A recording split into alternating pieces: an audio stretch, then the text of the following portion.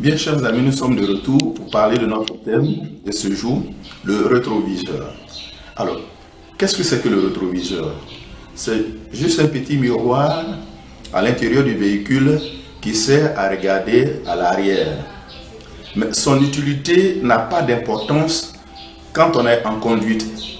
On jette un coup dans le rétroviseur juste pour quelques secondes et puis on continue la route.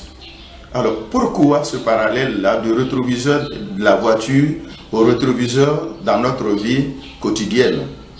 Alors, vous savez que si vous utilisez abusivement un rétroviseur dans le véhicule, il y a plusieurs choses qui peuvent vous arriver, mais pas en bien. 1.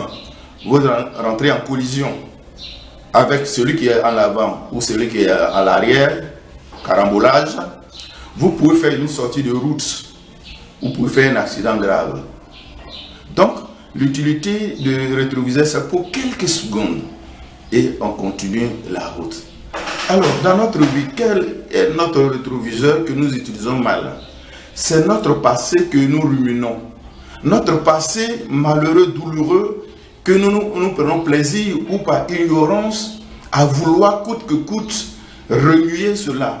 Ça, c'est mettre le couteau dans la plaie. C'est tout comme on fait une sortie de route. On se blesse. Et il y a des dégâts, il y a des dépenses énormes quand on fait un accident. Il n'y a pas de petit accident.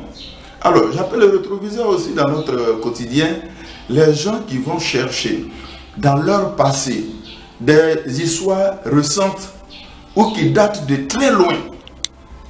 Quelqu'un m'a fait du mal. Et au lieu d'aller de l'avant, parce que la vie c'est devant, on regarde toujours à l'arrière. Ce que papa m'a fait, ce que maman m'a fait, ce que mon épouse m'a fait, dans le passé. Et vous savez, chers amis, et quand on s'amuse à utiliser le rétroviseur de notre vie, et de cette façon-là, il y a ce que on a appelé les maladies psychosomatiques. Nous nous blessons continuellement. Alors, j'appelle aussi rétroviseur, en réalité, c'est une poubelle aussi.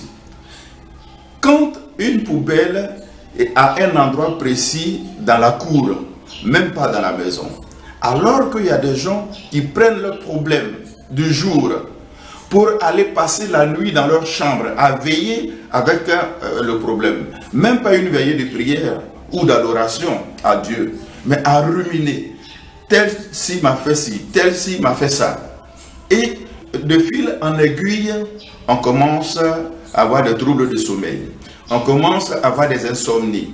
Alors, passer 2 à 3 nuits consécutives, sans repos, parce que le repos, il est réparateur. Le sommeil est le meilleur remède de guérison.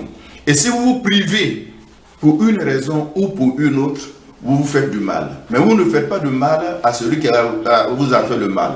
Il est heureux, il vous a peut-être injurié, il vous a peut-être trahi, il vous a peut-être anarqué.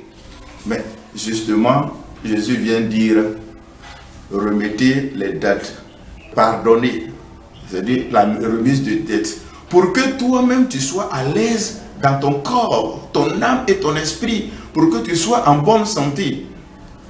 Pardonner à quelqu'un ne lui fait pas du bien, mais ça fait du bien à toi qui pardonnes. Parce que tu as la tranquillité de l'esprit, tu peux dormir tranquillement et tu peux conserver ta bonne santé à tout moment. Donc cela est important et ça rajeunit. Évite de regarder dans le rétroviseur de ta vie passée. Il y a beaucoup qui continuent cela. J'ai rencontré une dame qui m'a raconté son enfance, mais en larmes, parce qu'elle n'a pas connu d'enfance comme les autres. Pendant qu'elle devait faire la cuisine, la vaisselle, faire ci, faire ça, les autres sont en train de s'amuser. Je l'ai écouté jusqu'au bout et puis je lui ai posé une question. Ok, les autres qui s'amusaient et toi aujourd'hui, comparons un peu si votre vie là est comparable. N'est-ce pas aujourd'hui dans ta main, comme on le dit, qu'ils viennent tous manger? Ce n'est pas toi qui leur donnes de l'argent? Si. Donc, ta tante ne t'a pas fait de tort. Par le passé, oui. Mais maintenant, le fait de t'avoir appris à travailler comme un homme, comme un garçon, aujourd'hui, voilà ce que tu es devenu. Les autres se sont bien amusés, mais maintenant, à l'âge adulte, n'ont aucun moyen. Donc, tout est grâce et tout concourt au bien de ceux qui aiment Dieu. N'allez plus fouiller dans la poubelle de votre vie passée. N'allez plus fouiller dans la poubelle des rancœurs. N'allez plus fouiller dans la poubelle de la vengeance. Ça ne pourra que vous détruire. Ne regarde plus dans ce rétroviseur. Ce n'est pas utile. La vie est l'avant. Déploie-toi. Parce que en regardant dans le rétroviseur, tu ne peux pas vraiment battre de l'aile.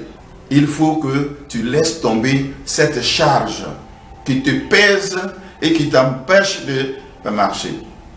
Vous savez, il y a beaucoup de personnes que nous avons rencontrées qui ont fait des hôpitaux, qui ont fait même des professeurs spécialisés dans la souffrance que ces personnes traversent. Mais il n'y a pas eu de suite. Aucun examen n'a révélé de quoi ils souffrent exactement. Pourtant, le mal est là et persiste. Mais quand nous avons parlé des bienfaits du pardon, qu'on se fait à soi-même, quand les personnes ont laissé tomber, la guérison s'en est suivie. J'ai rencontré par exemple une dame qui me disait qu'elle a mal à la descente du cou vers les épaules. Et en parlant, je me suis rappelé de notre enfance, quand nous allions au champ avec les parents. Et quand la charge est trop, c'est par le cou qu'on ressent, c'est par les épaules qu'on ressent. Et je lui ai posé la question, qu'est-ce qui ne va pas au travail? Elle ne supporte pas son patron. Je dis non, Dieu ne nous a jamais demandé de supporter quelqu'un. Il nous a tout simplement dit, acceptez les autres tels qu'ils sont, et puis la vie est joyeuse. Laisse tomber les humeurs de ton patron, contente-toi de ta solde. À la fin du mois, prends ton salaire, mais laisse-le tel qu'il est, parce que Dieu ne nous a pas demandé de venir changer les gens. Mais comment on va s'adapter à toutes les situations et de vie communautaire? Laisse tomber, je prie, et pour que tu guérisses. Sur le champ, en 2 minutes de prière, elle a retrouvé la guérison. Et les cas sont légion. Pour ceux qui ont refusé, en nous écoutant, de regarder dans le rétroviseur, mais voulant aller de l'avant.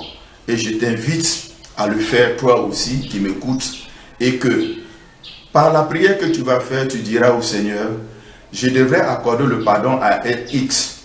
C'est vrai qu'il ne mérite pas, mais je lui donne le pardon de tout mon cœur, de toute mon âme et de toutes mes forces. Cependant, Seigneur, j'ai retardé le pardon, je souffre à telle partie de mon corps, à tel endroit. Seigneur, s'il te plaît, guéris-moi. Et en le disant, que ta guérison soit instantanée, que tu te portes bien par la grâce de Dieu. Et n'oublie pas de t'abonner et de ne rater aucune de nos vidéos pour vous faire du bien à vous et à vos familles.